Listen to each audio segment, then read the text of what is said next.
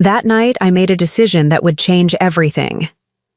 6 months later, my son Michael was begging me to reconsider, but by then I'd already signed the papers giving my $3 million estate to the one person who'd never treated me like a burden. Now they're all scrambling to understand how the interfering old woman they dismissed became the architect of their financial future. Before we begin, make sure to like and subscribe, and tell me in the comments.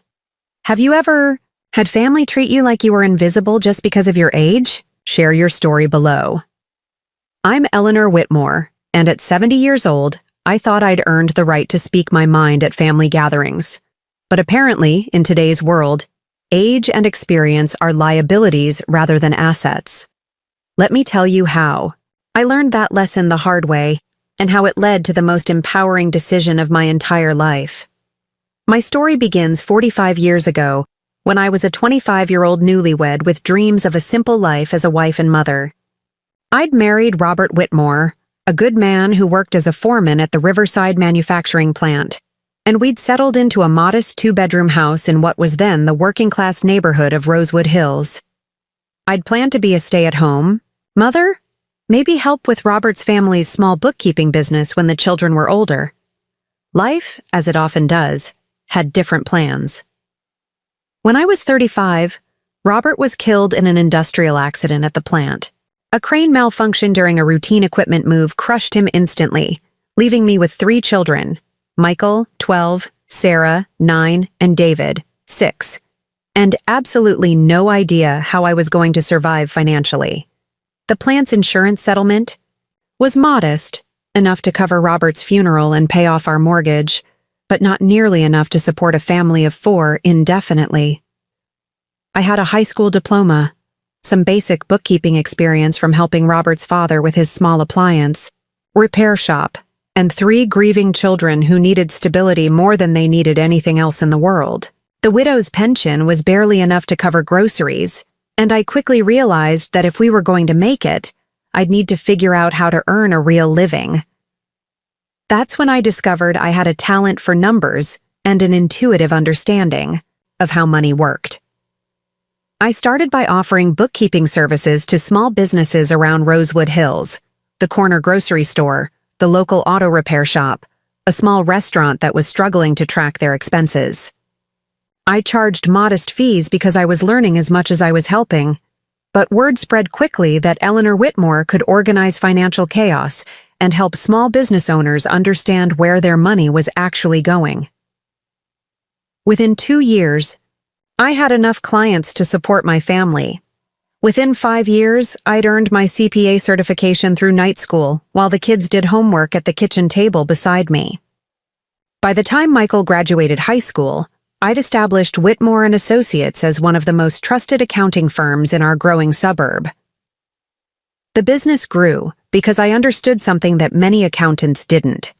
Small business. Owners and middle-class families needed more than just tax preparation and bookkeeping. They needed someone who could explain financial concepts in plain English, who could help them plan for their children's education and their own retirement, who could guide them through major financial decisions without making them feel ignorant or overwhelmed. I became known as the accountant who actually cared about her client's success rather than just collecting fees. When the Hendersons wanted to buy their first house, I spent hours helping them understand mortgage terms and create a realistic budget. When Maria Santos needed to expand her catering business, I helped her develop a business plan and secure financing. When the Patels were planning for their daughter's medical school expenses, I created an investment strategy that made their dreams achievable. My client list grew to include not just individuals and small businesses, but affluent families who needed comprehensive financial planning and portfolio management. I learned about stocks, bonds, real estate investment, tax strategies, and wealth preservation techniques. I studied market trends, analyzed investment opportunities, and developed expertise that allowed me to help my clients build and protect substantial assets. More importantly, I practiced what I preached. Every dollar I earned was carefully managed, invested, and allocated according to the same principles I taught my clients. I bought rental properties in up-and-coming neighborhoods, diversified my investment portfolio, and built multiple income streams that provided security for my family and growing wealth for our future. The small house in Rosewood Hills where Robert and I had started our marriage became the foundation of a real estate portfolio. As the neighborhood gentrified and property values increased, I purchased additional rental properties, renovated them carefully, and attracted quality tenants who provided steady monthly income. I bought stocks in companies I understood, bonds that provided steady returns, and mutual funds that offered growth potential with managed risk. By the time I turned 50, Whitmore and Associates was managing portfolios for dozens of wealthy families, and my personal net worth had reached the seven-figure range. By 60, I owned my home outright, had significant holdings in rental real estate, and maintained investment accounts that generated more annual income than most people earned from full-time employment. When I finally retired at 65, my estate was valued at just over $3 million. The beautiful Colonial in Rosewood Hills, now an upscale neighborhood, was worth $800,000. My rental properties generated $15,000 monthly in passive income. My investment portfolio was worth $1.8 million. I had $400,000 in cash savings and precious metals as insurance against economic uncertainty. I'd built this wealth not through inheritance or luck, but through 40 years of careful planning, intelligent decision-making, and the kind of financial discipline that comes from knowing what it's like to wonder how you'll feed your children. Every investment decision had been researched, every major purchase carefully considered, every financial strategy tested against my personal experience and professional expertise. This wasn't money I'd stumbled into or married into. This was wealth I'd created through knowledge, hard work, and strategic thinking. And I'd done it all while raising 3 children as a single mother, attending their school events, helping with homework, and making sure they had every opportunity I could provide. Michael, Sarah, and David had grown up watching me build this success. They'd seen me studying for my CPA exam at the kitchen table after working all day. They'd helped me prepare client tax returns during busy seasons. They'd celebrated with me when I bought each new rental property, when major clients signed long-term contracts, when investment returns exceeded expectations. More importantly, they'd benefited from my financial expertise throughout their lives. When Michael wanted to buy his first car, I helped him understand loan terms and negotiate a fair deal.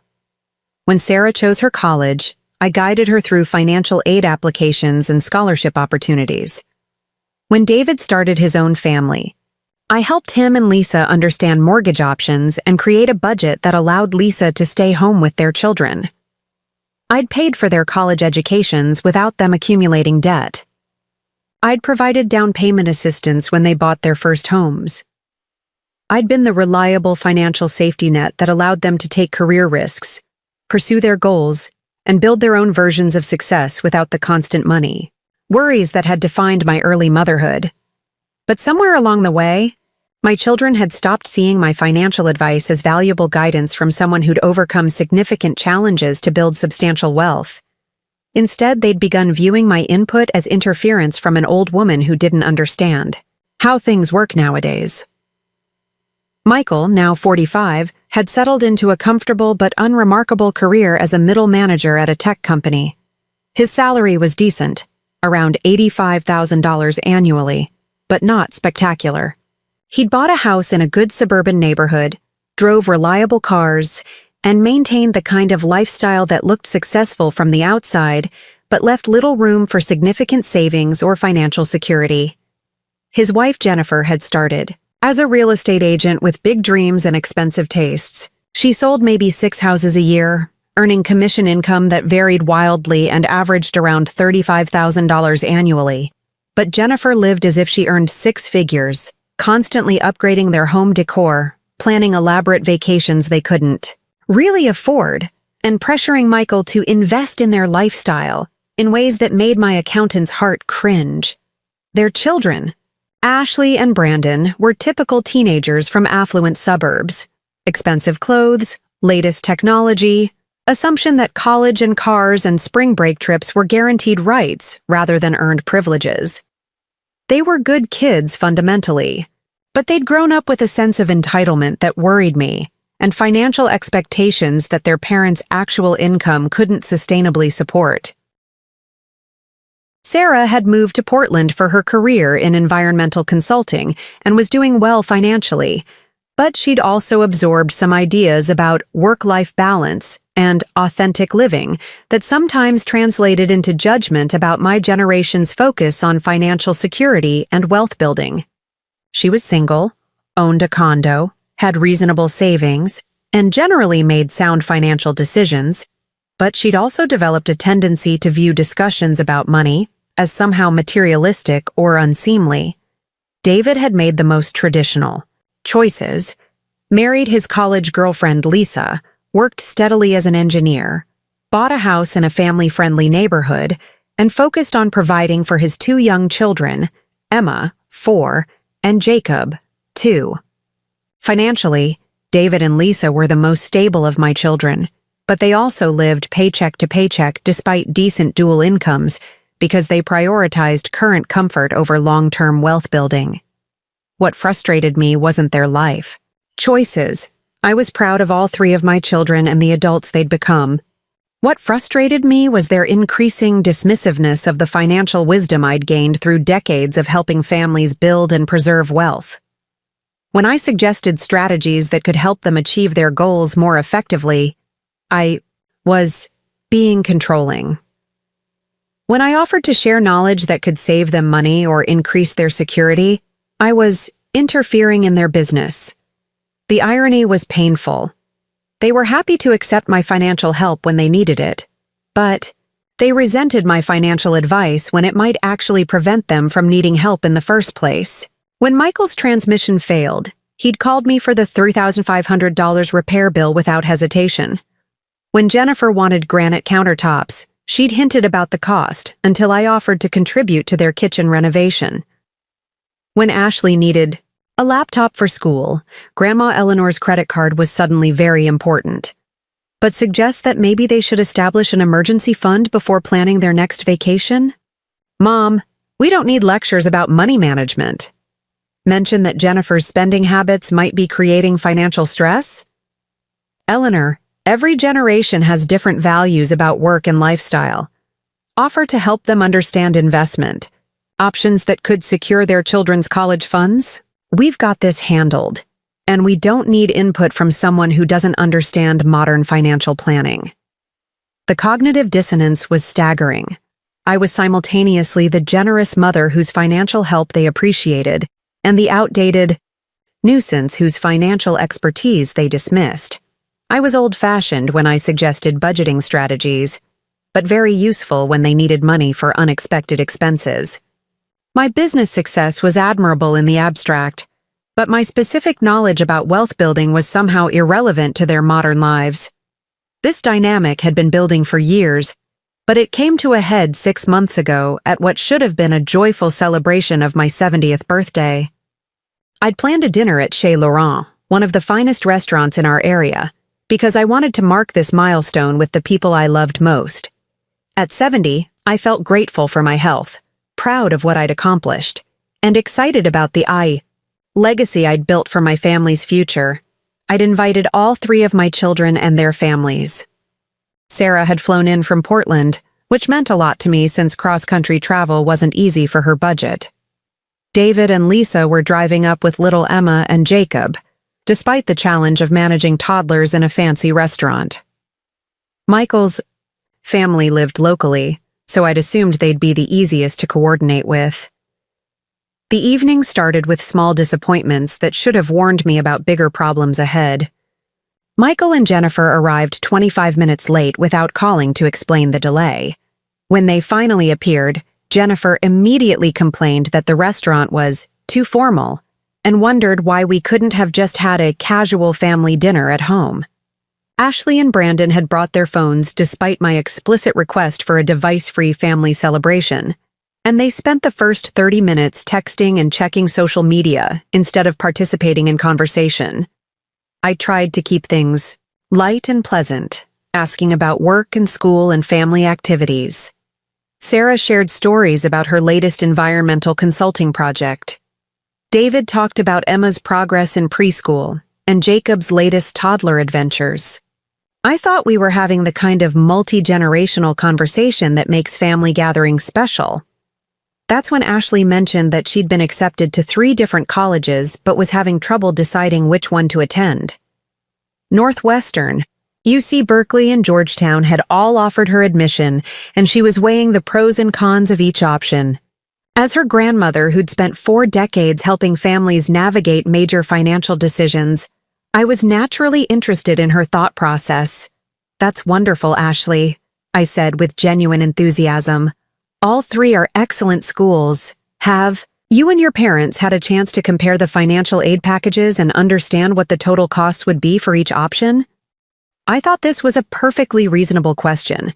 College expenses were often a family's largest financial commitment after housing, and the debt burden could affect a young person's career choices for decades. As someone who'd helped dozens of families plan for education expenses, I knew that understanding the complete financial picture was crucial for making an informed decision. But Ashley just shrugged and said, "I guess my parents are handling all that stuff. I'm more focused on the academic programs and campus culture." Michael's face immediately darkened, and Jennifer shot him a look that clearly communicated her irritation. I recognized the expression. It was the same look she got whenever I said anything that could be interpreted as questioning their parenting or financial management. "Mom," Michael said in the carefully controlled tone he used when he was trying not to argue in public, "we've got Ashley's college situation completely handled. The financial details are between us and her, and we don't need input from anyone else about how to manage our family's education planning." I was taken aback by the defensive response to what I'd intended as a supportive question.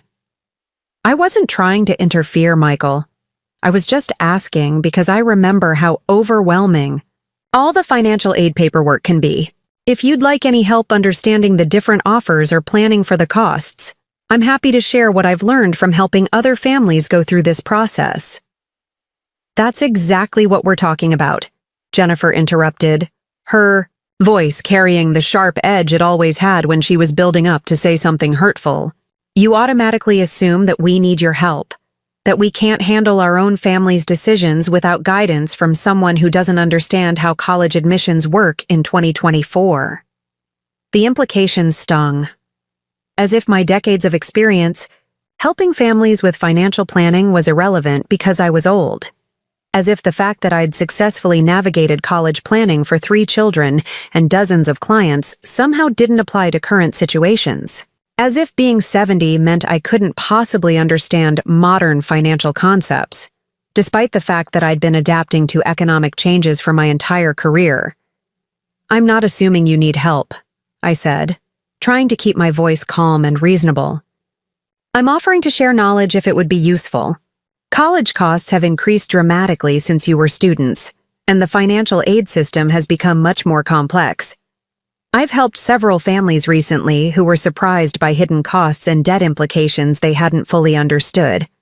See, that's the problem right there," Michael said, his voice getting louder despite the upscale restaurant setting. "You think that because you ran an accounting business in the 1980s and 1990s, you're automatically qualified to give advice about everything. College planning is more sophisticated now than when you were dealing with these issues. An accounting business in the 1980s and 1990s, as if Whitmore and Associates had been some small-town bookkeeping service instead of a respected CPA firm that had managed complex portfolios for wealthy families. As if I'd stopped learning and adapting when I turned 60, as if my professional expertise had an expiration date that coincided with my retirement. Michael, I've been a licensed CPA for over 30 years, and I managed investment portfolios until I retired 5 years ago, I said, my voice still calm but with an edge of irritation creeping in. I'm not talking about college admission strategies. I'm talking about financial planning. which is my area of professional expertise. But if you prefer to handle everything independently, that's certainly your choice. That's when Michael said the words that changed everything between us forever. Mom, you need to understand something. You're 70 years old. You're from a completely different generation, and you don't understand how things work in the modern world. We appreciate everything you've done for our family over the years, but you need to accept that we're adults who can make our own decisions about our own lives. You're old. You need to stay out of our lives and let us handle our own affairs without constant interference from someone who doesn't understand current realities. The restaurant seemed to go completely silent around our table, though I'm sure the other diners continued their conversations. Sarah looked absolutely shocked and opened her mouth to argue, but Michael held up his hand to stop her before she could speak. I'm not trying to be cruel, he continued, his voice taking on the patronizing tone adults use with difficult children.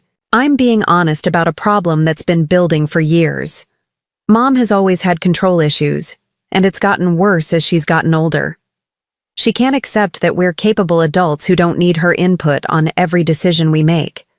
We can't live our lives constantly accommodating her need to be involved in matters that don't concern her. Jennifer nodded approvingly, clearly pleased that Michael was finally standing up to his controlling mother. It's hard to have these conversations, but Michael's absolutely right.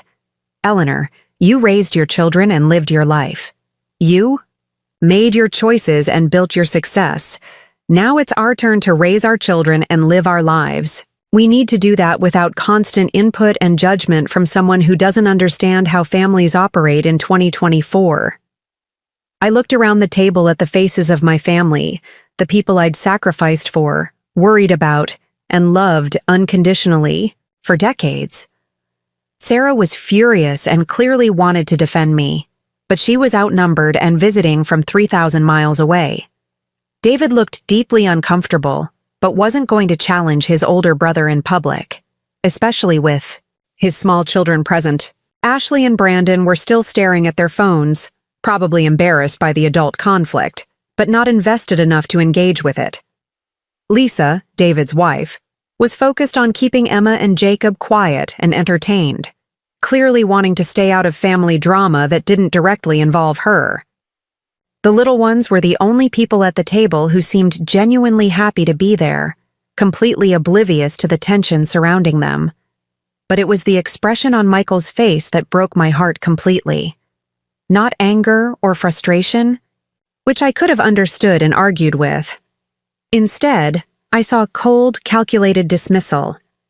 He'd made a conscious decision that his mother's opinions, experience, and feelings were inconvenient obstacles to his preferred way of living.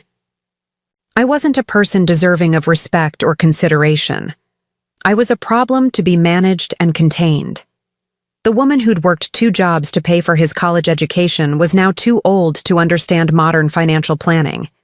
The mother who'd built a successful business from nothing was somehow unqualified to offer guidance about wealth building. The grandmother who'd provided financial safety nets for his entire adult life was being told that her knowledge and experience were unwanted burdens. You know what, Michael? I said quietly, my voice steady despite the crushing pain in my chest. You're absolutely right. You are adults, and you can certainly handle your own affairs without any input from me.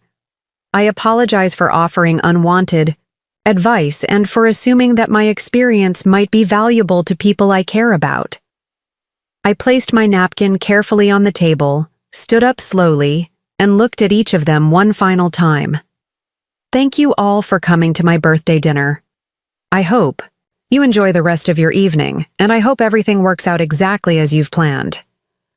Then I walked out of Chez Laurent with as much dignity as I could manage, got into my car, and drove home to my empty house in Rosewood Hills. I sat in my kitchen, the same kitchen where I'd studied for my CPA exam while my children did homework, where I'd planned investment strategies that built our family's wealth, where I'd celebrated every milestone and worried through every challenge of their growing up years. And for the first time since Robert's death 45 years earlier, I felt completely alone. But I wasn't alone, I realized.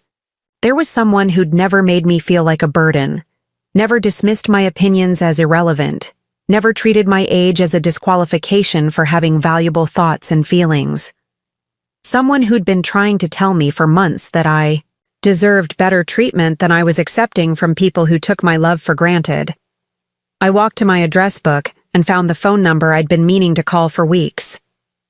Catherine Rodriguez, my nurse, had become much more than a healthcare provider over the past 2 years. She'd become the daughter I'd always wanted, attentive, respectful, genuinely interested in my stories and advice, consistently kind in ways that reminded me what it felt like to be valued rather than tolerated. Catherine had been encouraging me to reconsider my relationship with my family for months, gently pointing out that people who truly loved me wouldn't consistently dismiss my feelings and expertise. She'd been urging me to think about what I really wanted my legacy to be, and whether leaving my wealth to people who didn't respect my wisdom was the best way to honor the work I'd done to build that wealth. That night, I called Catherine and asked if she'd like to have coffee the following morning.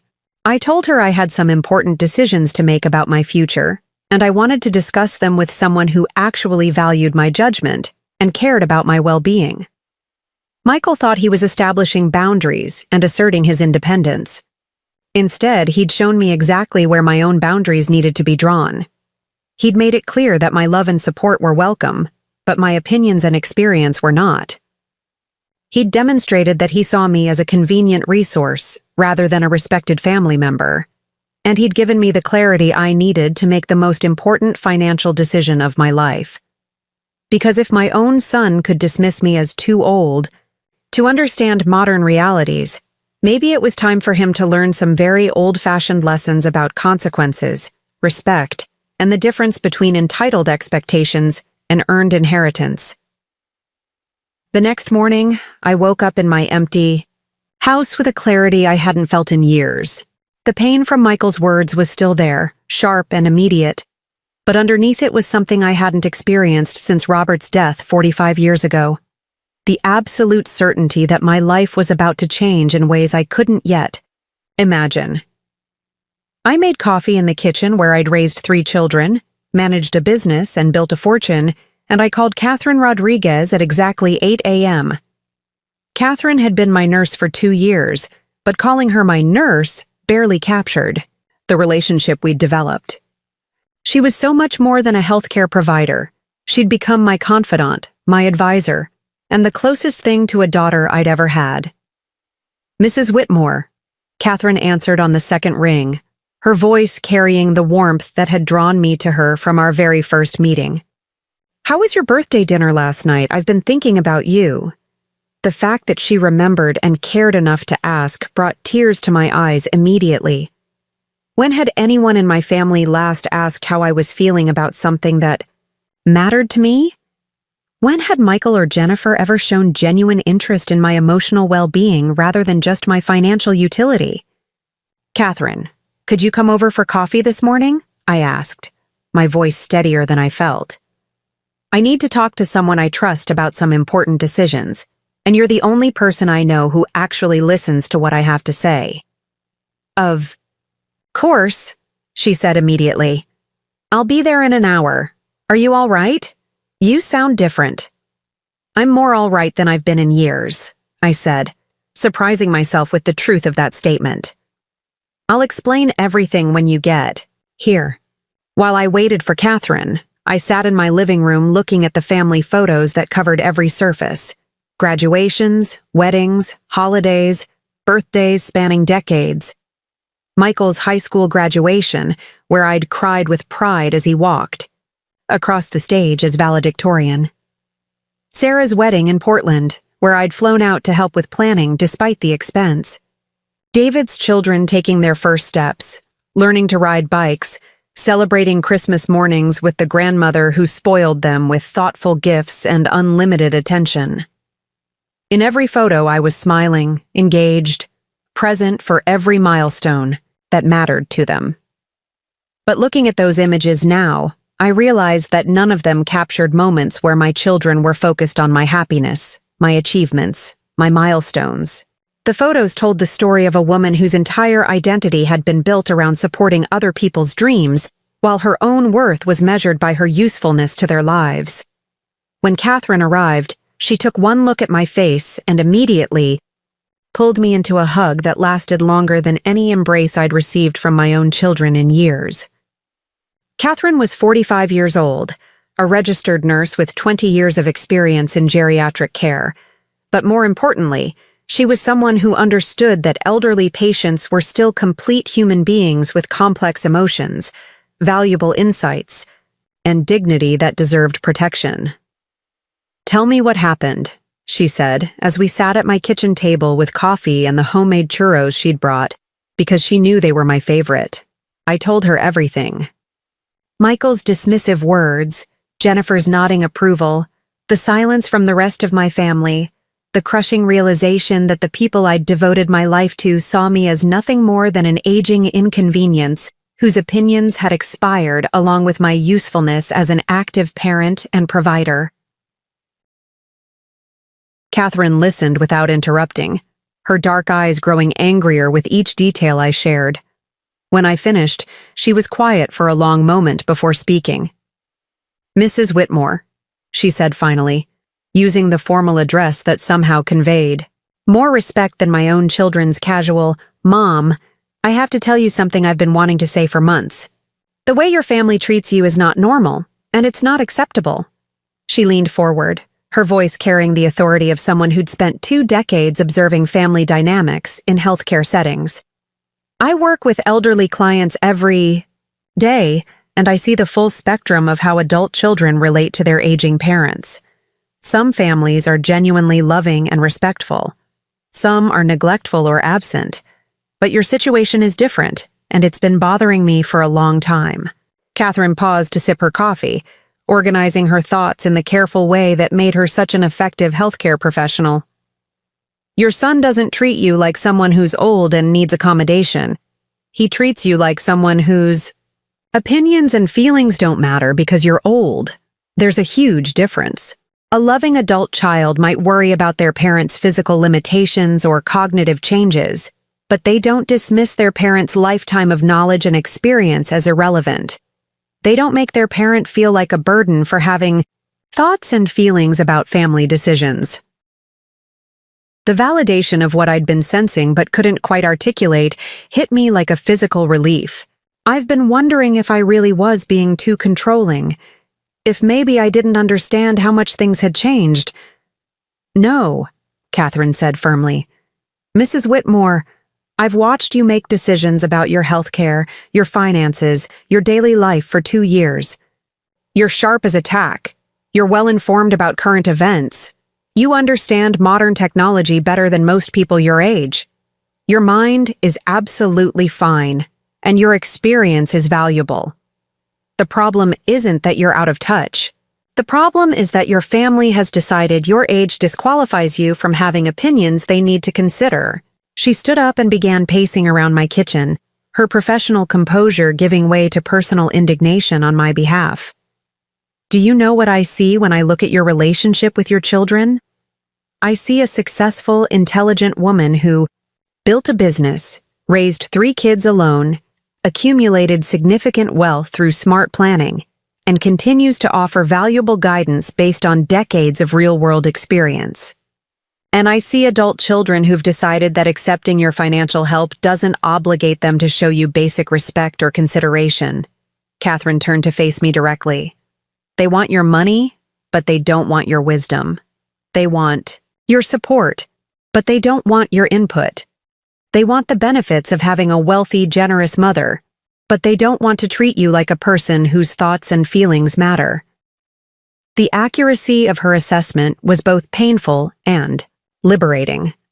"So what do I do? They're my children. I love them even after last night." "Loving someone doesn't mean accepting disrespectful treatment from them," Catherine said, sitting back down and taking my hands in hers. "And it doesn't mean you have to continue relationships on terms that diminish your worth as a human being." Was quiet for a moment, then looked at me with an intensity I'd never seen from her before. "Mrs. Whitmore, can I tell you something personal?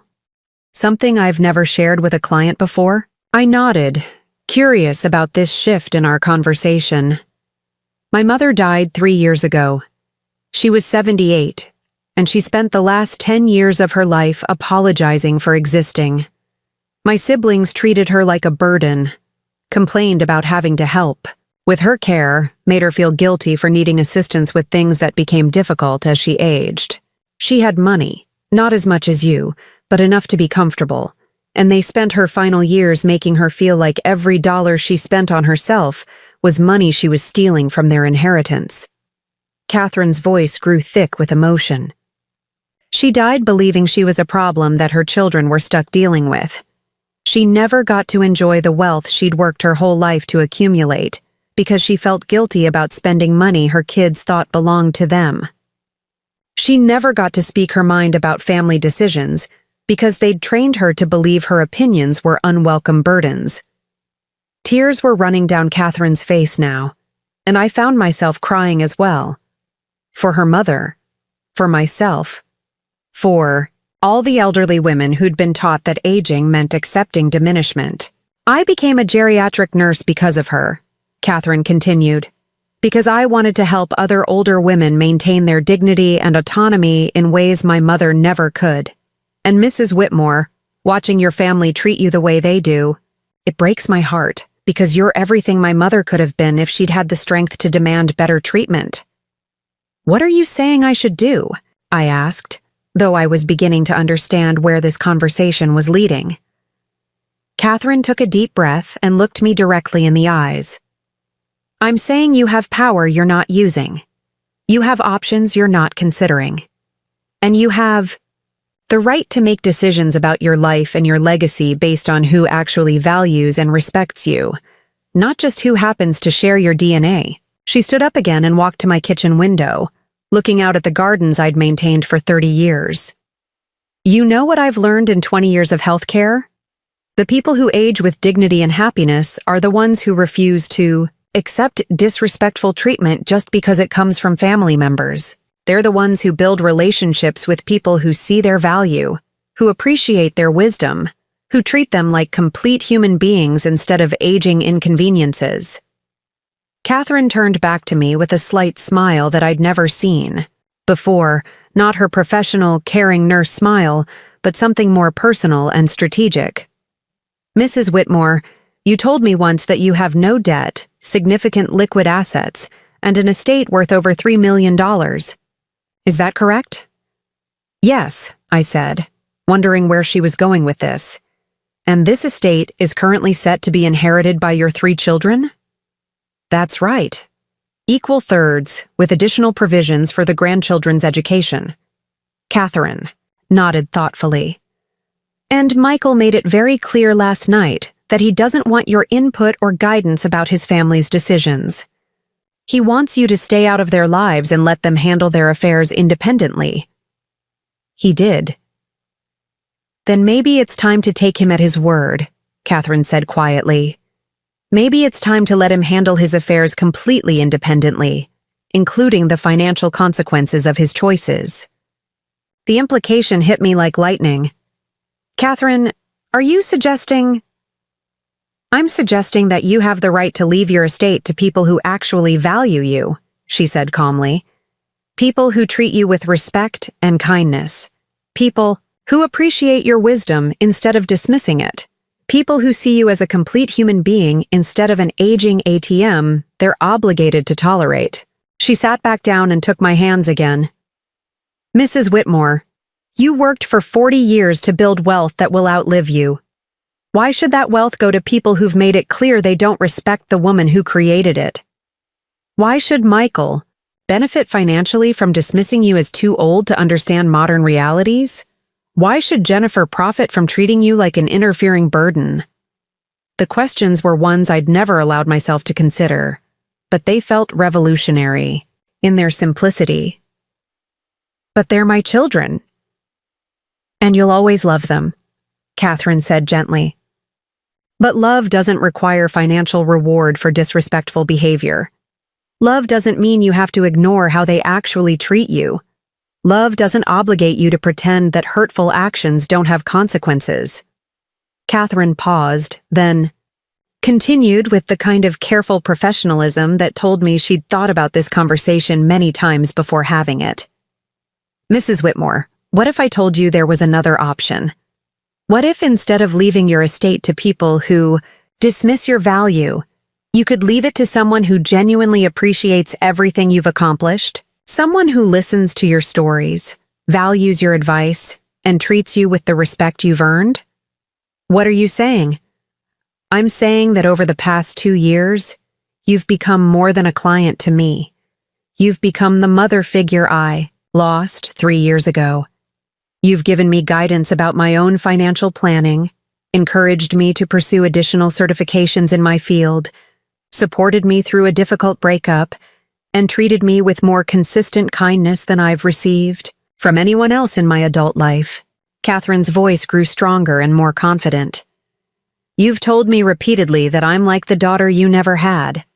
Well, Mrs. Whitmore, you're like the mother I wish I'd been able to protect and honor while she was alive. The mother I should have encouraged to value herself as much as she valued everyone else. I stared at her, beginning to understand the magnitude of what she was suggesting.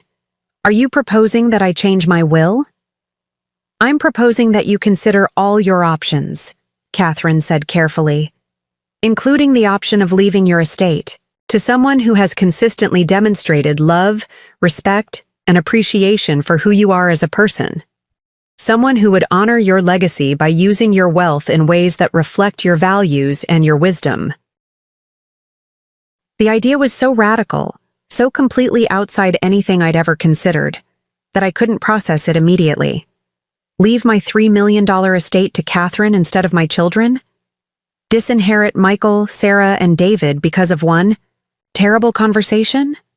But it wasn't one conversation, I realized. It was years of dismissive treatment, years of being valued for my financial contributions while my opinions and feelings were systematically devalued. It was a pattern of behavior that had culminated in Michael's cruel words, but hadn't started there. Catherine, I said slowly, if I were to consider something like this, what would that mean for you? It would mean I could do things your children will never think to do, she said without hesitation. It would mean I could establish a scholarship, fund in your name for single mothers pursuing business degrees. It would mean I could donate to organizations that support elderly women's dignity and autonomy. It would mean I could invest your wealth in ways that create positive change in the world, the way you did when you were actively managing your business. Catherine's eyes lit up with genuine enthusiasm as she continued. Mrs. Whitmore, imagine if your legacy wasn't just money passed down to people who took your generosity for granted. Imagine if your legacy was a foundation that helped other women achieve the kind of success you built, or programs that ensured elderly people were treated with respect instead of being dismissed as burdens. The vision she was painting was compelling, in ways I hadn't anticipated. My wealth could become a force for positive change instead of just an inheritance that would allow my children to live more comfortably, while continuing to dismiss the woman who'd made their comfort possible. But what about Michael and Sarah and David? I asked. What about the grandchildren? What about them? Catherine asked gently. Michael made it very clear that he doesn't want your involvement in his life. He's 45 years old with a decent job and no debt because you paid for his education. Sarah is successful in her career and financially stable. David is doing well and has never depended on your money for his daily expenses. None of them are struggling or in need of financial rescue. She was right. My children were all functional, adults who'd benefited enormously from my support throughout their lives but weren't dependent on inheritance for their survival or success. As for the grandchildren, Catherine continued, Ashley is intelligent and capable. She'll succeed in college and career based on her own efforts, not because she inherited money she didn't earn. Brandon will learn the value of work and achievement, instead of expecting financial rewards simply for existing. Emma and Jacob will grow up understanding that love and money are separate things, and that respect must be earned rather than assumed. The more Catherine talked, the more sense her perspective made. You're saying that leaving them money might actually be harmful? I'm saying that giving people money they haven't earned for accomplishments they haven't achieved can rob them of the motivation to develop their own strength and character, Catherine said. Your children have become comfortable dismissing you, partly because they know your love comes with financial benefits, regardless of how they treat you. Removing those benefits might teach them to value relationships for intrinsic rather than financial reasons. We talked for 3 more hours, exploring every aspect of what such a dramatic change would mean. Catherine shared stories from her healthcare experience about families that had been destroyed by inheritance conflicts, and families that had been strengthened by elderly relatives who'd made unconventional but wise decisions about their legacies. She told me about clients who'd left their estates to charities, caregivers, or friends who'd shown genuine love and respect during their final years. She described the peace these clients had felt, knowing their wealth would be used by people who shared their values, rather than people who felt entitled to financial rewards simply because of genetic relationships. Mrs. Whitmore, Catherine said, as our conversation began to wind down, you don't have to make any decisions today, but I want you to consider one question. If you could design your legacy to reflect the values and principles that guided your life, what would that look like? The question stayed with me after Catherine left. I spent the rest of the day walking through my house, looking at the material evidence of 40 years of careful planning and wise decision-making. The house itself, elegant and comfortable, but not ostentatious. The artwork I'd collected from local artists whose careers I'd wanted to support. The library filled with books about business, investing, and personal development that had guided my professional growth. Everything in my home reflected thoughtful choices made by someone who understood the difference between wealth and materialism, someone who valued substance over status, someone who'd used money as a tool for creating security and opportunity rather than simply accumulating possessions. Did I want that wealth to go to people who'd never shared those values? People who saw money as something to spend rather than something to invest? People who valued lifestyle and appearances over financial security and long-term planning? That evening, I called my attorney, James Harrison, who'd been handling my legal affairs for 15 years. James was in his early 60s, a respected estate planning lawyer who'd helped me structure my investments and update my will multiple times as my circumstances changed. "Eleanor," James said when his secretary put me through. "How nice to hear from you. How was your birthday celebration?" "Educational," I said dryly. "James, I need to schedule an appointment to discuss some significant changes to my estate planning. Can you see me this week?" "Of course. Is everything all right? Has your health situation changed?" "My health is fine," I said. "But my perspective on how I want my legacy structured has evolved considerably. I need to explore some options I've never considered before." "I see," James said, his tone becoming more formal and professional. "This sounds like something we should discuss in detail. Can you come in Thursday morning at 10? "Perfect. And James? I'll be bringing someone with me, Catherine Rodriguez, my nurse. She's become family to me in ways that my actual family apparently isn't interested in being." There was a pause on James's end, the kind of silence that suggested he was beginning to understand the nature of my call. Estate planning attorneys had seen every variety of family drama, and they knew the signs when clients were reconsidering fundamental assumptions about inheritance. "I'll look forward to meeting Ms. Rodriguez," James said carefully. "And Eleanor? Whatever you're considering, we'll make sure it's structured properly and that all your options are fully explored before you make any final decisions." "Thank you.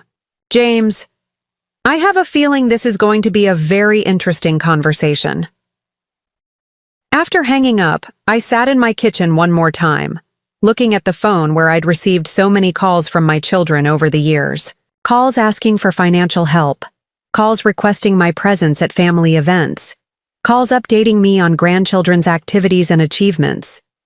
But when had any of them last called simply to ask how I was doing, or to share something they thought I'd find interesting, or to seek my advice about something important? The answer was painful in its clarity. Never. My children called me when they needed something from me, but they never called simply because they valued my companionship or perspective. Catherine, on the other hand, called me regularly just to chat. She asked about my garden, my reading, my thoughts on current events. She sought my advice about her career decisions, her relationship choices, her financial planning. She treated me like someone whose opinions mattered and whose wisdom had value. Michael had told me I was too old to understand modern realities. Maybe it was time to show him that this old woman understood the most important reality of all. Respect is not a given. Love is not unconditional. And inheritance is not a right. Maybe it was time to teach my family that actions have consequences, even when those actions are words spoken in anger and dismissed as unimportant. Maybe it was time to ensure that my legacy reflected my values rather than just my DNA. Thursday morning couldn't come soon enough. Thursday morning arrived with the kind of crisp autumn air that made everything feel possible. I dressed carefully for my appointment with James Harrison, a navy blue suit that conveyed the seriousness of a woman making important decisions about millions of dollars, paired with the pearl necklace Robert had given me for our 10th anniversary. I wanted to look like someone whose judgment should be respected, not someone whose age made her vulnerable to poor decision-making. Catherine arrived at my house at 9:30, looking equally professional in a charcoal gray dress and blazer that emphasized her role as a healthcare professional rather than just a companion. She carried a leather portfolio that, I would soon learn, contained documentation that would prove crucial to our conversation with James. "Are you ready for this?" Catherine asked as we drove toward downtown Millbrook, where James Harrison's law firm occupied the top 2 floors of the historic Merchants Building. "I'm ready to explore options," I said carefully. "I'm ready to understand what's possible and what the consequences would be. Whether I'm ready to actually implement dramatic changes, we'll see what James has to say."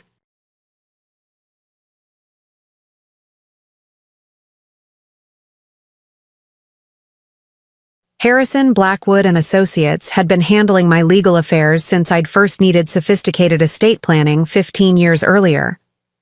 James Harrison was a partner in his early 60s who specialized in complex estate planning for high net worth individuals. He'd seen every variety of family drama, inheritance dispute, and unconventional bequest decision that wealthy families could produce. The law firm's offices reflected the kind of understated elegance that successful attorneys cultivated.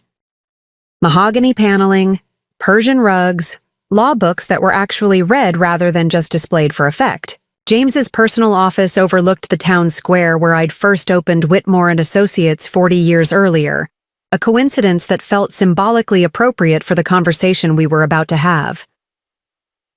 "Eleanor," James said as his secretary showed us into his office, "it's wonderful to see you again. And you must be Catherine Rodriguez. Eleanor mentioned that you've become an important part of her life." Catherine shook James's hand with the confidence of someone accustomed to professional interactions. "Thank you for including me in this meeting, Mr. Harrison. Mrs. Whitmore has become very important to me as well, and I want to make sure her interests are fully protected in whatever decisions she makes." James gestured for us to sit in the comfortable chairs arranged around a small conference table near his office windows. He'd already pulled my file, and I could see the current version of my will, a 23-page document that reflected years of careful planning and multiple revisions as my estate had grown and my family's circumstances had changed. "Eleanor, before we begin, I want to make sure I understand the nature of this appointment," James said, settling into his chair with the careful attention of someone preparing for a complex legal discussion. "You mentioned wanting to explore significant changes to your estate planning. Can you help me understand what's prompted this reconsideration?" I took a deep breath and told James everything: the pattern of dismissive treatment from my children, the escalating conflicts over my attempts to offer financial guidance, the devastating conversation at my birthday dinner when Michael had explicitly told me I was too old to have opinions worth considering about family decisions, James listened without interrupting, occasionally making notes, his expression growing, more serious as I described the dynamics that had led me to question whether my current estate plan reflected my actual values and relationships. "I see," James said when I finished. "And Catherine, what's your perspective on this situation?" Catherine opened her portfolio and removed several documents. "Mr. Harrison, I've been working in geriatric healthcare for 20 years, and I've seen how family dynamics around aging parents can become toxic when adult children begin viewing their parents primarily as sources of inheritance, rather than human beings deserving of respect." She handed James a letter printed on official letterhead from Riverside Medical Group, where she'd worked for the past 8 years. "This is a character reference from my supervisor, Dr. Margaret Chen, attesting to my professional reputation and ethical standards. I want you to understand that my relationship with Mrs. Whitmore isn't some scheme to manipulate a vulnerable elderly client. It's a genuine friendship that's developed because we share similar values and perspectives." James read the letter carefully, his eyebrows rising slightly, as he absorbed Dr. Chen's glowing assessment of Catherine's professional competence and personal integrity. "Dr. Chen speaks very highly of your clinical skills and your advocacy for elderly patients' rights and dignity. Mrs. Whitmore isn't just a client to me," Catherine continued. "She's become a mentor and friend who's helped me understand financial planning, encouraged my professional development, and treated me with more consistent respect and kindness than I've received from my own extended family since my mother died." Catherine handed James another document. "This is a financial statement showing my current assets and debts. I want you to understand that I'm not someone in financial distress who might be trying to take advantage of a wealthy elderly woman. I own my own home, have substantial savings, and earn a good living from my nursing practice." James studied Catherine's financial statement, and I could see him processing the information. Catherine owned a modest but well-maintained house worth about $180,000, had $85,000 in savings and retirement accounts, and carried no debt except her mortgage. She was clearly someone who managed money responsibly and lived within her means. Exactly the kind of person who could be trusted with significant financial responsibility.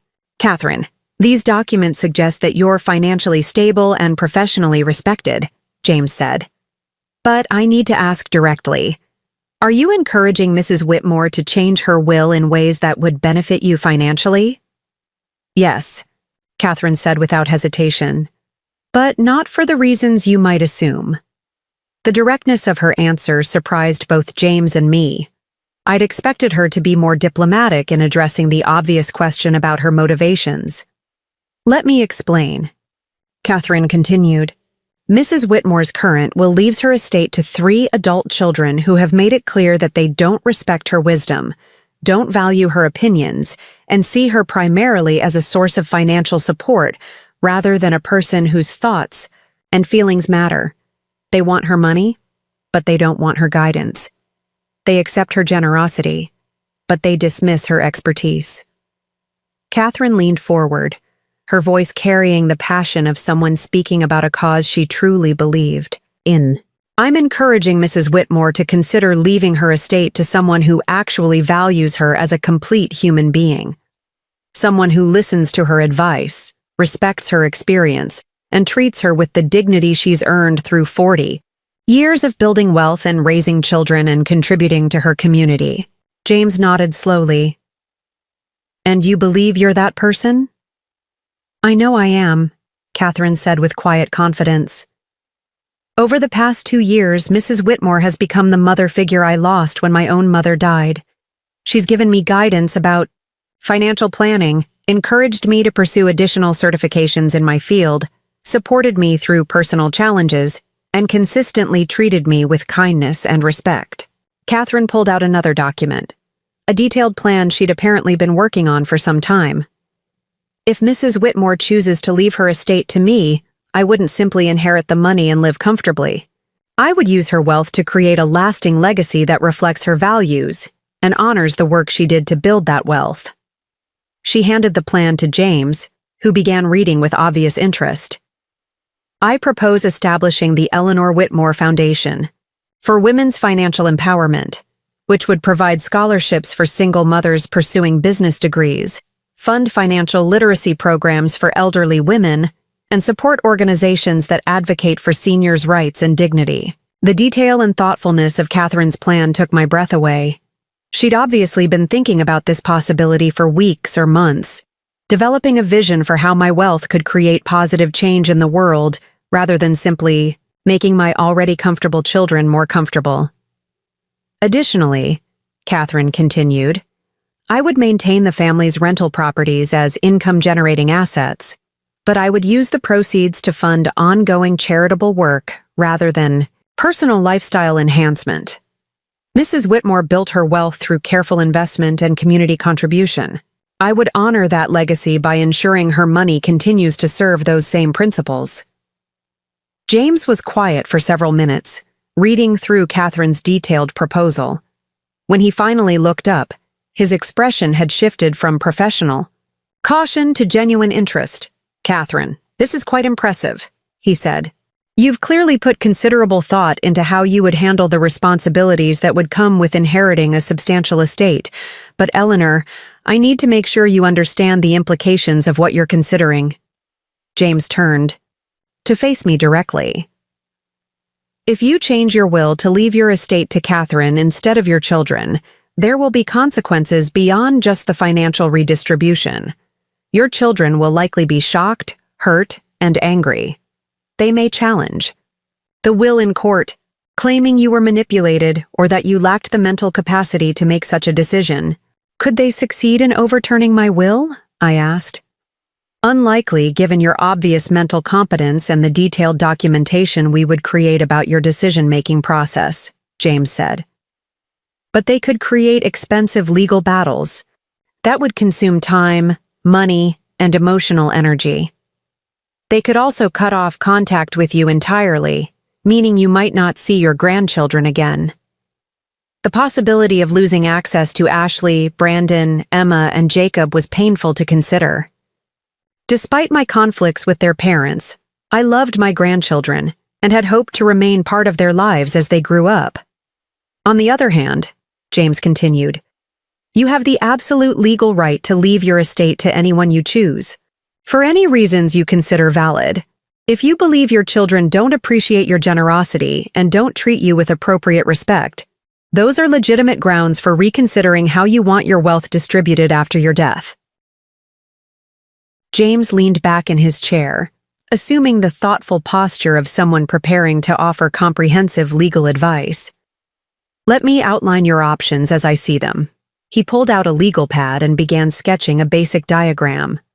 Option 1. You leave your current will unchanged.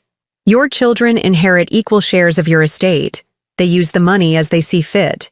And you hope that receiving substantial inheritances somehow teaches them to value the woman who made those inheritances. Possible. What do you think the likelihood of that outcome would be?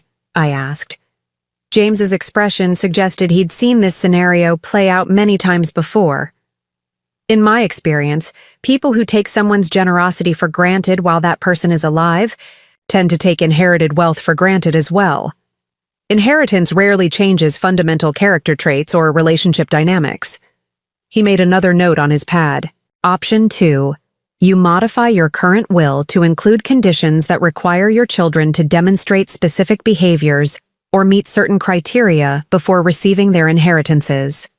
For example, you could require them to complete financial literacy courses, volunteer with organizations that serve elderly populations, or write detailed letters explaining what they learned from your example and how they plan to honor your legacy. The idea of conditional inheritance was intriguing. Could that actually work?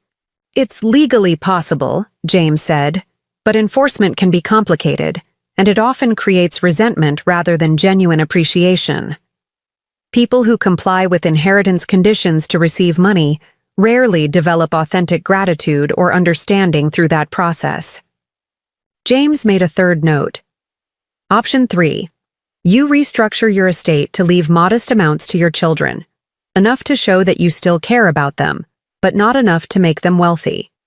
and you leave the majority of your estate to Catherine and the foundation she's proposed. What would constitute modest amounts? I asked. That's entirely up to you, James said.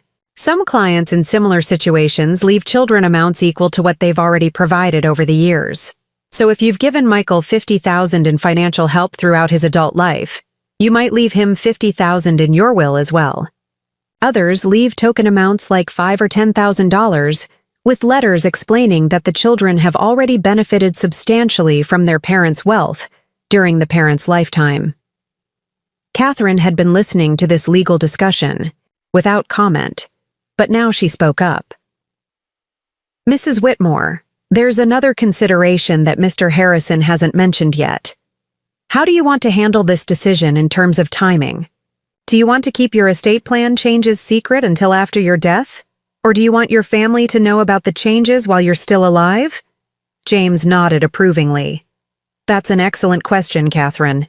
Eleanor, some clients prefer to keep will changes confidential so they can observe their family's natural behavior without the influence of changed inheritance expectations. Others prefer to inform their children about the changes, so the children have an opportunity to modify their behavior and potentially earn their way back into a more substantial inheritance.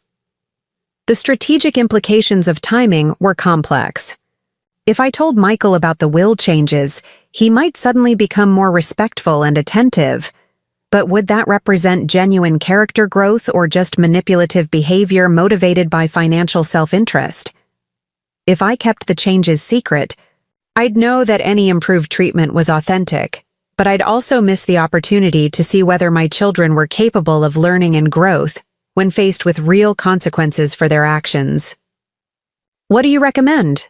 I asked James. Based on what you've told me about your family dynamics, I'd suggest a hybrid approach, James said. We create the new will immediately, with the bulk of your estate going to Catherine and the foundation, and modest amounts going to your children. We document your decision-making process thoroughly to prevent successful legal challenges. Then, we give your family a limited opportunity to demonstrate changed behavior. James began sketching out a timeline on his legal pad. You could inform them about the will changes in 3 months, giving them notice that their inheritances have been dramatically reduced because of their treatment of you, but offering them the possibility of earning restoration to your original will if they demonstrate sustained, genuine respect and appreciation over a significant period, say, 2 years. The idea of giving my children a chance to earn their inheritances through improved behavior appealed to me. It would test whether they were capable of treating me better when they understood that their financial future depended on it, and it would give me the satisfaction of seeing them work to rebuild relationships they'd damaged through neglect and dismissiveness. What would happen if I died during that 2-year testing period? I asked. We would structure the will so that your estate disposition would depend on their behavior up to the point of your death, James explained. If they'd demonstrated sustained improvement, they could inherit according to your original intentions. If they continued treating you poorly, Catherine would inherit as planned. It gives them motivation to change while protecting your right to reward or withhold inheritances based on how they actually treat you. Catherine was taking notes on everything, James said, but she looked up with a slight smile. I like this approach because it puts the power back in Mrs. Whitmore's hands. Instead of her having to accept poor treatment because family is family, her children would have to earn their inheritances by demonstrating that they actually value her as a person. James spent the next hour walking us through the specific legal mechanisms that would be required to implement this strategy. We discussed trust structures, foundation establishment, documentation requirements, and challenge prevention measures. The legal complexity was substantial, but James assured us that everything we were considering was well within normal estate planning parameters. Eleanor, I want to emphasize one important point, James said as our meeting began to wind down. What you're considering isn't unusual or inappropriate. I've helped many clients restructure their estates when family relationships deteriorated, or when they decided their values weren't reflected in their original inheritance plans. The law explicitly recognizes your right to distribute your wealth according to your own judgment about who deserves to benefit from what you've worked to create. He pulled out a thick folder and handed it to me. These are examples of similar estate restructurings I've handled over the years, obviously with identifying information removed to protect client confidentiality. I want you to see that you're not the first person to face these issues, and you won't be the last. As I flipped through the folder, I saw will modifications, trust structures, and foundation establishments that reflected a wide range of family conflicts and value-based decisions. Wealthy parents who disinherited children for drug addiction, gambling problems, or abusive behavior. Successful business owners who'd left their companies to employees rather than family members who'd shown no interest in the work. Elderly. Clients who'd chosen to benefit caregivers, friends, or charitable organizations, rather than relatives who'd provided financial expectations, but not emotional support. The common thread in all these cases, James explained, is that the clients reached a point where they decided their legacy should reflect their values and relationships, rather than just their biological connections. They wanted their wealth to go to people who would honor what that wealth represented, and who had demonstrated genuine care for the person who created it. As we prepared to leave James's office, he handed us both detailed packets of information about next steps. If you decide to proceed with this estate restructuring, we'll need about 6 weeks to complete all the documentation. The foundation establishment will require additional paperwork with the state, and will want to create very detailed records of your decision-making process to prevent any successful challenges. James walked us to the elevator, his manner more personal than it had been at the beginning of our meeting. Eleanor, I've been practicing estate law for 30 years, and I've seen the full spectrum of family dynamics around inheritance. What you're considering takes courage, but it also takes wisdom. Sometimes the kindest thing you can do for adult children is refuse to enable their bad behavior by rewarding it financially. As Catherine and I drove back to my house, we were both quiet for several minutes, processing the magnitude of what we'd just discussed. The legal framework for completely restructuring my estate and my family's financial future was not only possible, but relatively straightforward. The emotional and relational implications were far more complex. Mrs. Whitmore, Catherine said finally, how are you feeling about everything we learned today? Empowered, I said, surprising myself with the immediate certainty of that response. For the first time in years, I feel like I have real options instead of just accepting whatever treatment my family decides to give me. Catherine nodded thoughtfully. The legal framework gives you leverage you've never had before. Instead of hoping your children will choose to treat you better, you can create incentives that make better treatment worth their while. Are you comfortable with the idea that you might not inherit anything if my children manage to improve their behavior over the next 2 years? I asked. Catherine's answer came without hesitation. Mrs. Whitmore, what I want most is for you to be treated with the respect and love you deserve. If your children figure out how to provide that because they're motivated by inheritance concerns, I'll consider that a victory. The money would be nice, but what really matters to me is seeing you valued appropriately by the people who should love you most. Her response reinforced my growing conviction that Catherine genuinely cared about my well-being rather than just my wealth. Someone focused primarily on financial gain would have been less enthusiastic about giving my children opportunities to earn their inheritances back. That evening, I sat in my study with James's information packets spread across the desk where I'd made countless financial decisions over the past 30 years. The parallels between this choice and the investment decisions that had built my wealth were striking. In both cases, I was evaluating potential returns based on demonstrated performance, allocating resources to maximize positive outcomes, and refusing to let emotions override strategic judgment. When I'd invested in real estate, I'd chosen properties in neighborhoods where I could see evidence of growth potential and responsible development. When I'd selected stocks, I'd researched companies with strong management, ethical practices, and sustainable business models. When I'd chosen clients for my accounting firm, I'd worked with people who valued expertise, paid their bills promptly, and treated my staff with respect. My estate planning should follow the same principles. Instead of leaving money to people, based solely on genetic relationships, I should consider who had demonstrated the values, character, and appreciation that would make them good stewards of what I'd worked to create. Michael had made it clear that he didn't value my judgment, or want my input about important decisions.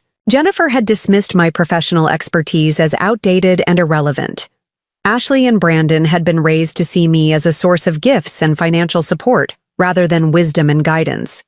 Catherine, on the other hand, sought my advice about major decisions, respected my experience, appreciated my knowledge, and treated me with consistent kindness and consideration. She'd developed a thoughtful plan for using my wealth to create positive change in the world, and she'd demonstrated the financial responsibility and ethical standards that suggested she could be trusted with significant resources. The choice, when viewed through the lens of strategic investment rather than family obligation, was remarkably clear. I called James Harrison's office and left a message asking him to begin drafting the new estate plan we'd discussed. Then I called Catherine and asked if she'd like to have dinner the following evening to discuss the foundation planning in more detail. For the first time since my birthday dinner disaster, I felt like I was moving forward rather than just enduring whatever treatment my family decided to provide. I felt like the successful businesswoman who'd built a fortune through smart choices and strategic thinking, rather than the dismissed grandmother who was expected to be grateful for whatever scraps of attention her children threw her way. Michael had told me I was too old to understand modern realities. Maybe it was time to show him that this old woman understood the most important reality of all. Respect is something that must be earned, and inheritance is something that should be deserved. The transformation was beginning, and there would be no going back. 6 months after my disastrous birthday dinner, I stood in my living room holding 2 documents that would change my family's life forever. The first was my new will, signed just that morning in James Harrison's office, legally transferring my $3 million estate to Catherine Rodriguez and the Eleanor Whitmore Foundation for Women's Financial Empowerment.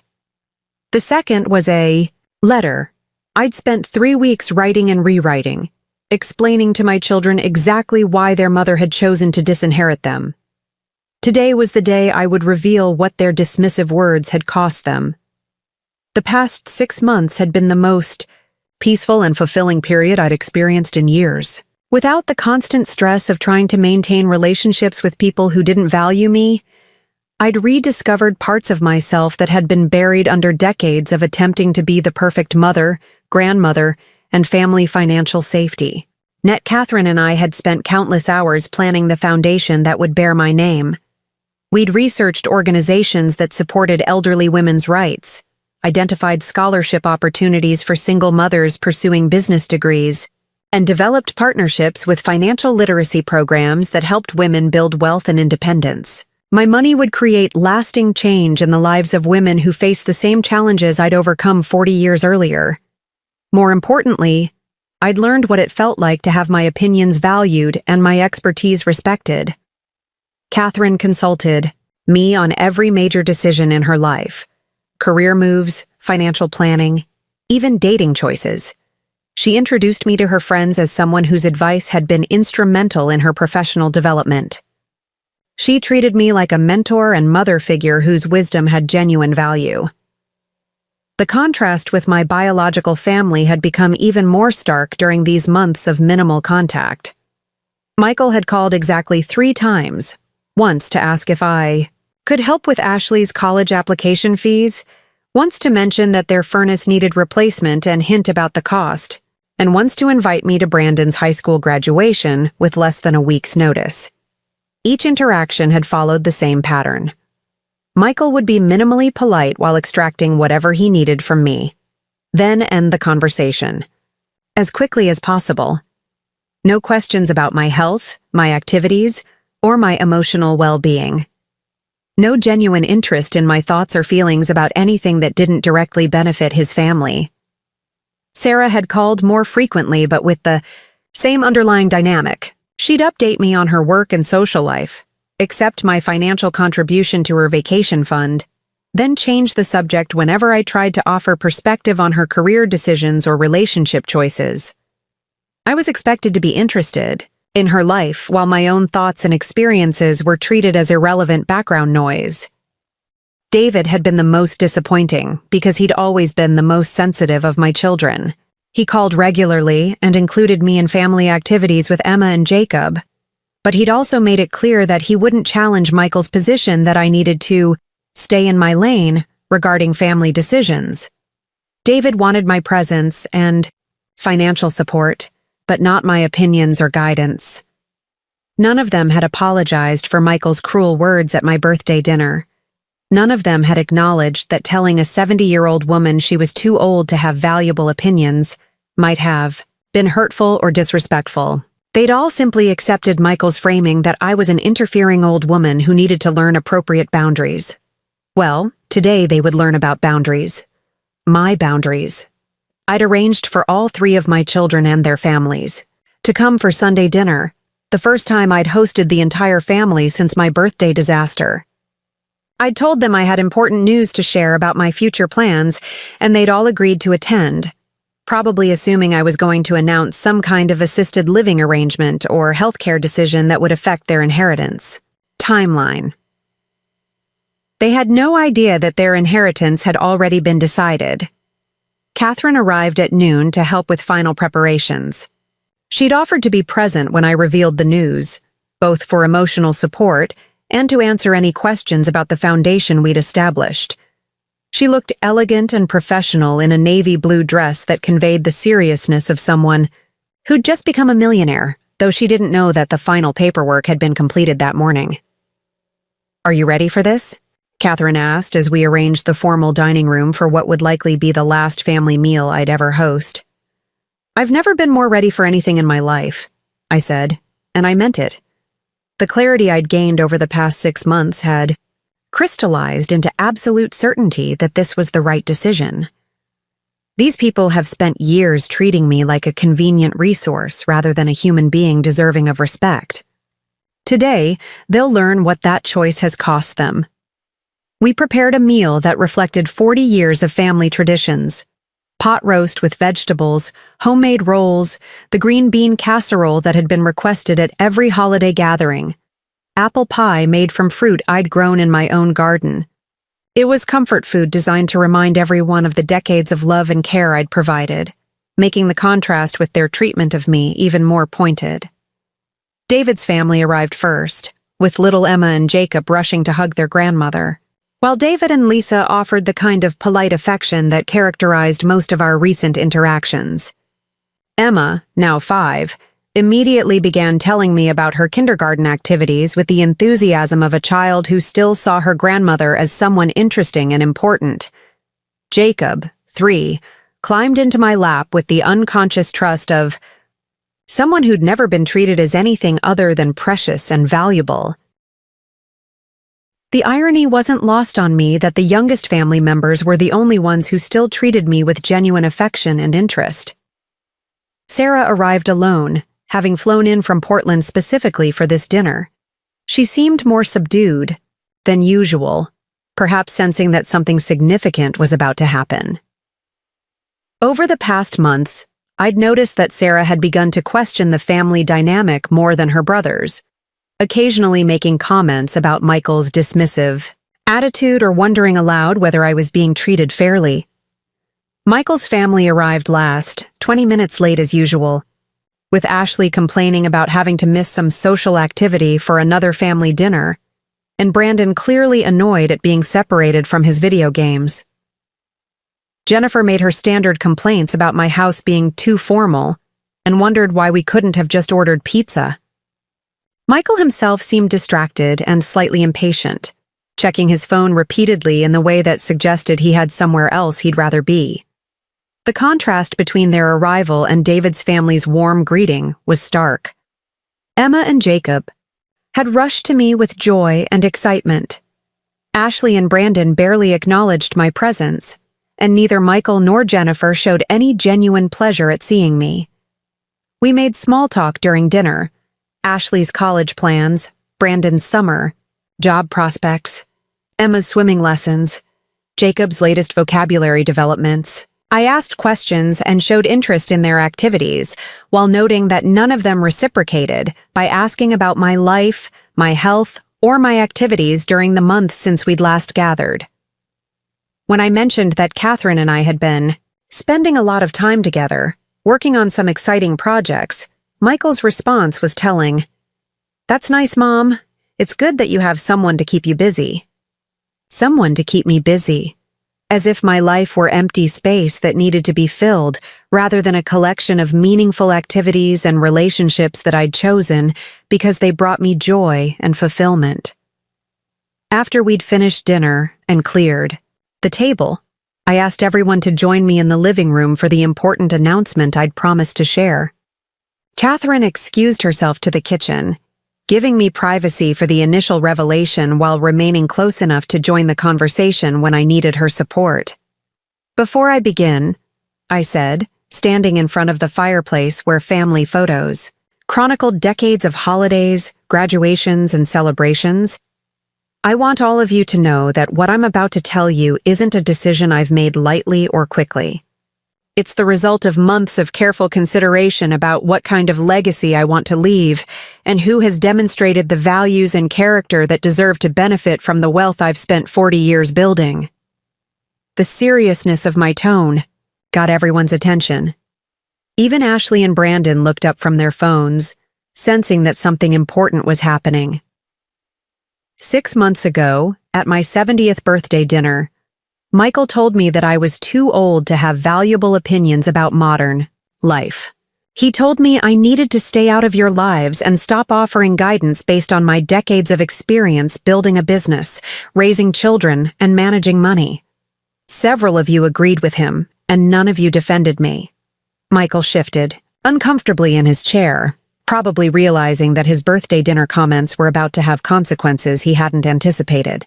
That conversation made me realize that while you're all happy to accept my financial help when you need it, you don't actually respect me as a person whose thoughts and feelings matter. You want my money, but you don't want my wisdom. You want my support, but you don't want my input. You want the benefits of having a wealthy mother, but you don't want to treat me with the courtesy and consideration that wealth represents. Sarah opened her mouth to speak, but I held up my hand to stop her. "I'm not finished." I walked to the side table where I'd placed my new will and Catherine's foundation documents.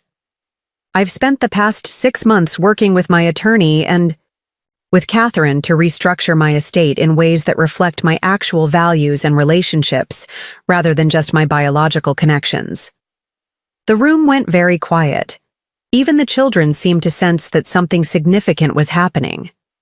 As of this morning, my will has been changed to leave the bulk of my estate, approximately $2.8 million, to Catherine Rodriguez and the Eleanor Whitmore Foundation for Women's Financial Empowerment.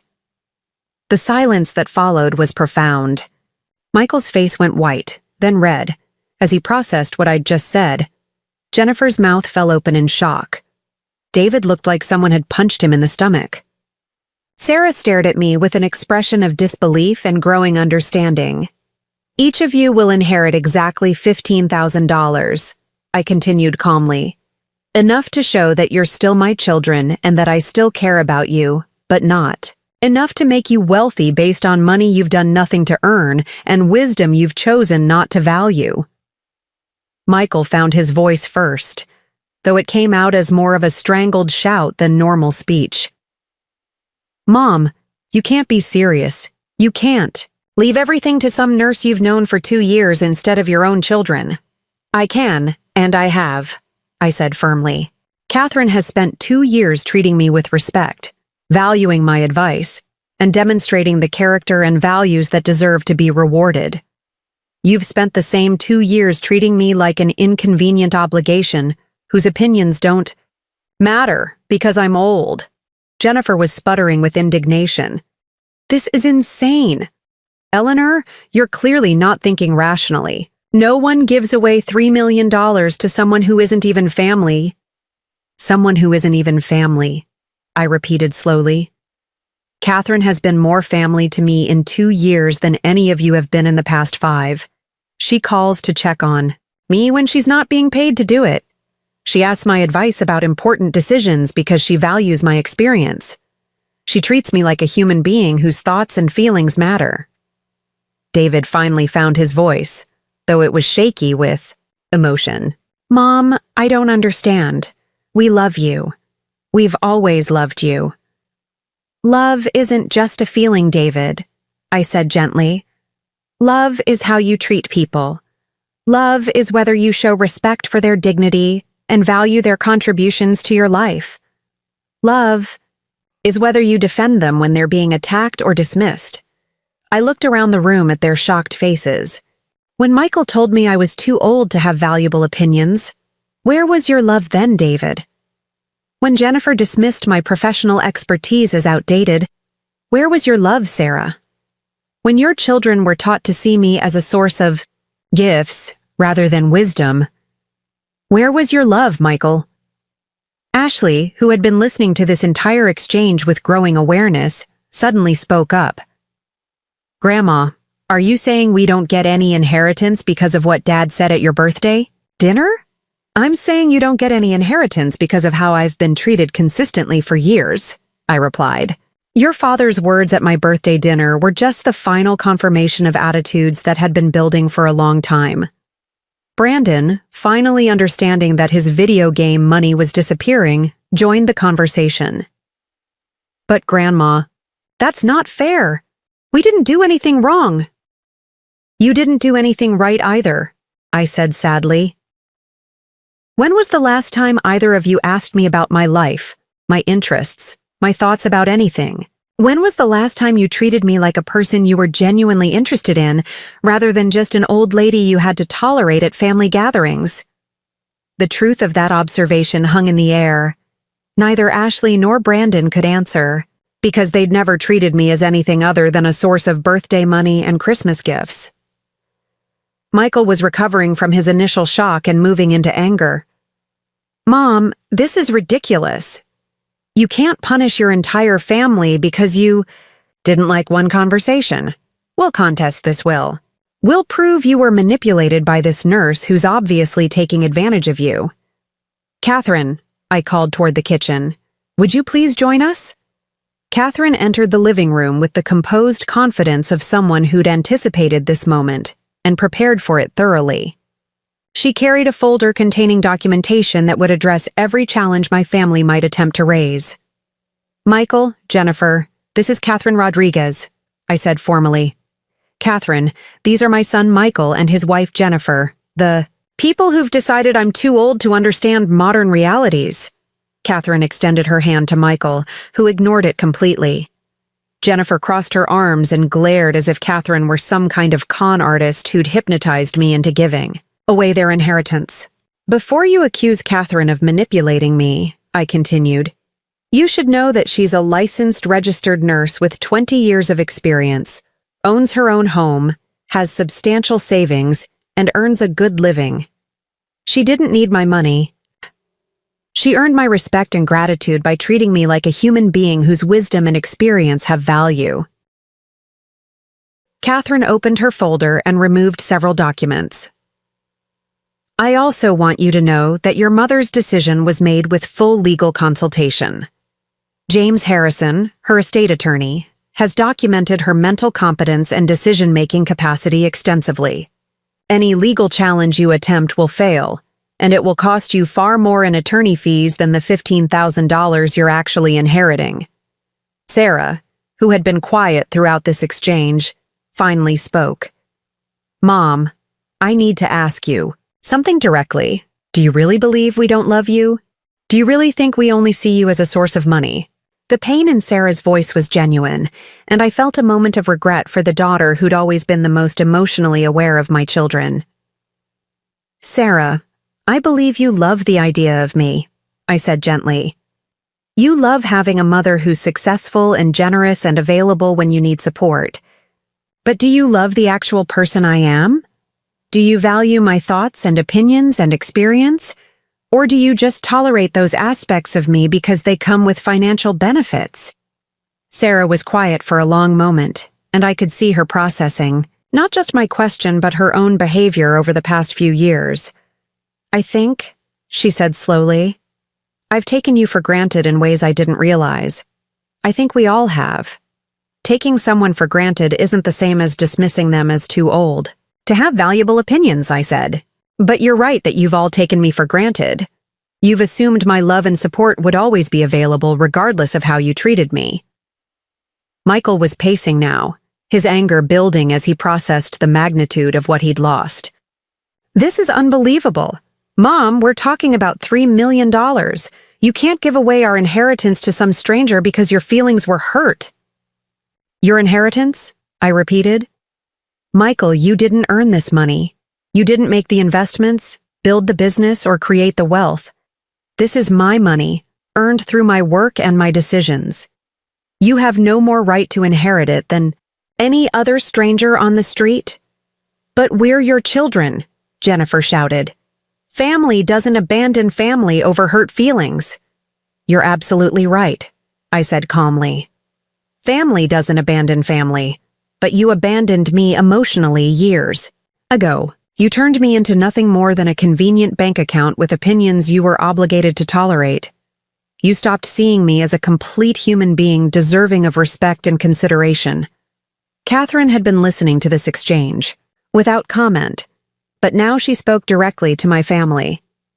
I want all of you to understand something. Your mother didn't make this decision out of spite or hurt feelings. She made it because I've demonstrated the values and character that deserve to benefit from what she's worked to create. Catherine pulled out the foundation documents.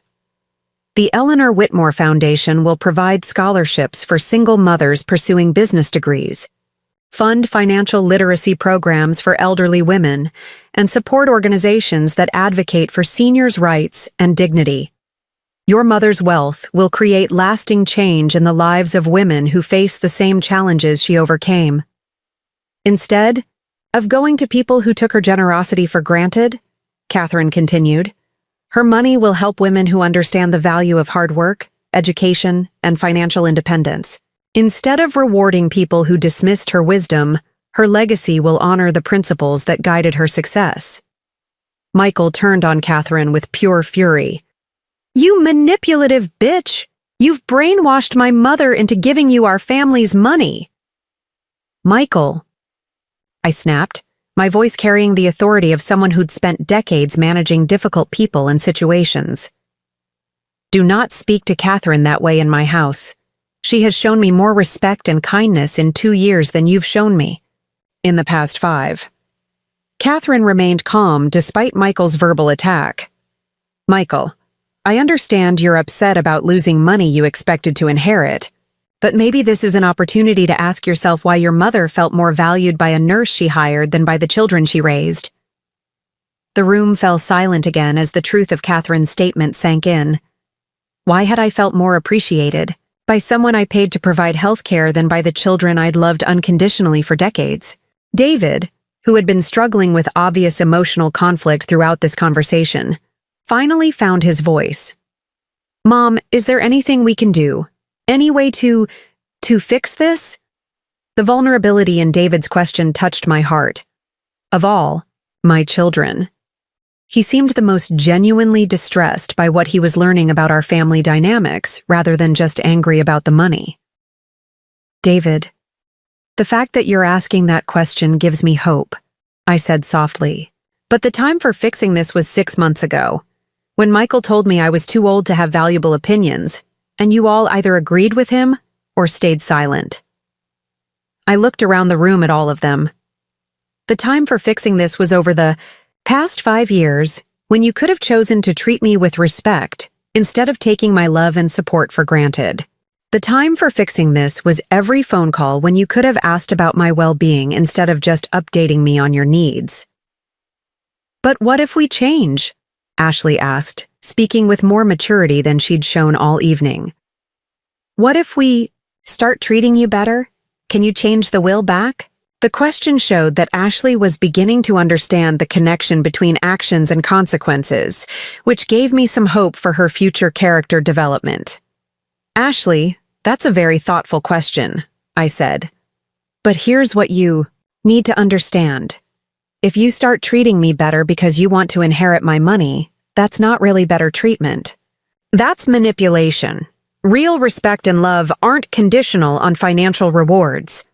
Catherine added gently, Your grandmother deserves to be treated well because she's a person worthy of respect, not because she has money you want to inherit. The conversation continued for another hour, with various family members cycling through denial, anger, bargaining, and eventually, something approaching acceptance. Sarah was the first to acknowledge that the family's treatment of me had been problematic, followed eventually by David's admission that he should have defended me more actively over the years.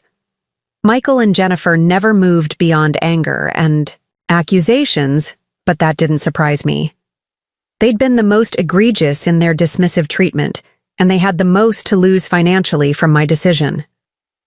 As the evening wound down and my family prepared to leave, the dynamic in the room had fundamentally shifted. I was no longer the accommodating mother who accepted whatever treatment her children chose to provide.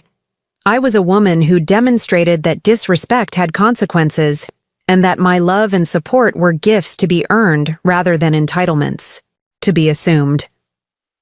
Before you all go, I said as they gathered their things, I want you to understand one final thing.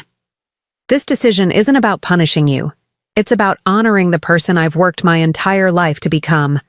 I built this wealth through principles of hard work, respect for others, and using money as a tool for positive change.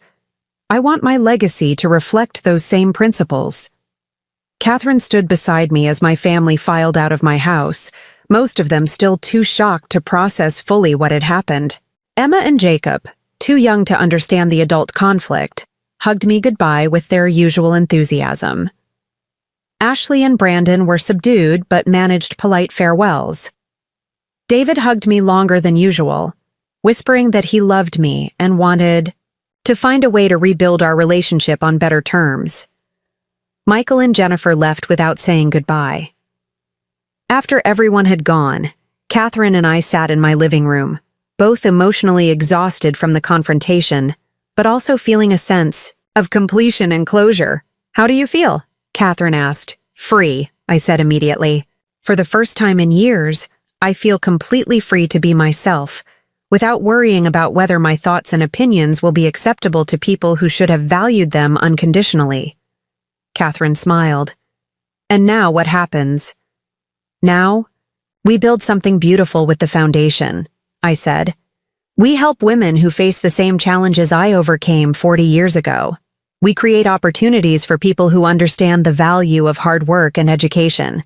We make sure my money continues to make a positive difference in the world. I looked around my living room, seeing it now as the home of a woman who'd taken control of her own destiny rather than accepting whatever treatment others chose to provide. And Catherine? Thank you for helping me remember that respect isn't optional, that dignity isn't negotiable, and that love without consideration isn't really love at all. 6 months later, Michael called me for the first time since that Sunday dinner. He'd heard through Sarah that I'd been hospitalized briefly for a minor procedure, and he wanted to check on my recovery. His tone was different, more respectful, more genuinely concerned about my well-being than my usefulness to his family. Mom, he said near the end of our conversation, I've been thinking a lot about what you said that night, about how we treated you, about what real love and respect look like. I think you were right about some things. What things? I asked, curious about his perspective. I think we took you for granted, he said quietly. I think we got so comfortable with your love and support that we forgot you were a person who deserved our consideration and respect in return. The admission was more than I'd expected from Michael, and it gave me hope that he might be capable of genuine growth. Michael, I appreciate you saying that, I said. It means a lot to know that you've been reflecting on our family dynamics. Mom, Is there any chance? I mean, would you consider... He trailed off, unable to finish the question about inheritance restoration. Michael, if you want to rebuild our relationship, I'm open to that, I said gently. But it has to be because you value having me in your life, not because you want access to my money. The will isn't changing, but our relationship could improve if you're genuinely committed to treating me with respect. He was quiet for a moment. I think I'd like to try. Not for the money. I mean, obviously I wish that was different, but I think I'd like to try to be a better son. Then let's start with something simple, I said. Why don't you come over for dinner next Sunday? Just you, no agenda other than spending time together and talking about things that matter to both of us. I'd like that, Michael said, and for the first time in years, he sounded like the son I'd raised rather than the entitled adult who'd dismissed me as too old to matter. 3 years have passed since I restructured my estate and revealed that decision to my family. The Eleanor Whitmore Foundation has provided scholarships to 47 single mothers pursuing business degrees, funded financial literacy programs in 12 communities, and supported advocacy organizations that have successfully lobbied for stronger protections for elderly people's rights and dignity. My relationships with my children have evolved in different directions. Sarah moved back to the East Coast and visits regularly, having genuinely committed to rebuilding our relationship based on mutual respect rather than financial expectation. David never wavered in his love, and our relationship has deepened as he's made conscious efforts to value my wisdom and experience. Michael's journey has been more complex, but he's made genuine progress in learning to see me as a complete person, deserving of consideration rather than just a resource for his family's benefit. Our relationship will never be what it might have been if he'd learned these lessons earlier, but it's become something authentic and meaningful. Catherine and I have become true family, not through genetics, but through choice, respect, and shared values. She manages the foundation with intelligence and integrity, ensuring that my wealth continues to create positive change long after I'm gone. More importantly, she's given me the experience of being genuinely valued and appreciated for who I am, rather than what I can provide. The most unexpected outcome has been my grandchildren's evolving understanding of what happened and why. Ashley, now in college on an academic scholarship she earned through her own merit, has thanked me for teaching her that respect must be earned and that money shouldn't be expected simply because of family relationships. Brandon has become more thoughtful about how he treats elderly people, having learned that dismissing someone because of their age can have serious consequences. Emma and Jacob, still young, simply love their grandmother unconditionally. But they're growing up in a family that's learned to value wisdom and experience rather than taking them for granted. Sometimes people ask me if I regret my decision to disinherit my children in favor of Catherine and the foundation. The answer is simple. I've never regretted any decision that resulted in my being treated with dignity and respect rather than being taken for granted. Michael told me I was too old to understand modern realities. He was wrong. The most important reality, in any era, is that every person deserves to be valued for their wisdom, respected for their experience, and treated with kindness regardless of their age. My son thought he was putting me in my place when he dismissed me as irrelevant. Instead, he helped me find my place, not as someone begging for scraps of attention from people who saw me as a burden, but as someone whose legacy would reflect her values and whose final years would be spent with people who genuinely appreciated her worth. If you're watching this video because someone in your life has made you feel invisible, irrelevant, or too old to matter, I want you to remember something. You have more power than you think. You have the right to decide who benefits from your love, your support, and your resources. You have the right to demand respect from people who want access to what you've worked to create. Family is important, but family isn't a free pass to treat people badly. Love is precious, but love without respect isn't really love at all. And Sometimes the most loving thing you can do is show people that their actions have consequences, even when those people share your DNA. You're never too old to change your life. You're never too old to demand better treatment, and you're never too old to show people that underestimating you was the biggest mistake they ever made. What's your story? Have you ever had family treat you like you didn't matter because of your age? Have you ever had to choose between accepting disrespect and protecting your dignity? Share your experiences in the comments below, and remember, you have more power than you think. Like and subscribe for more stories about turning life's worst moments into powerful transformations. Because sometimes the people who hurt us the most end up teaching us exactly how strong we really are. And remember, respect isn't optional, dignity isn't negotiable, and you're never too old to rewrite your story. Up next, you've got 2 more standout stories right on your screen. If this one hit the mark, you won't want to pass these up. Just click and check them out. And don't forget to subscribe and turn on the notification bell so you don't miss any upload from us.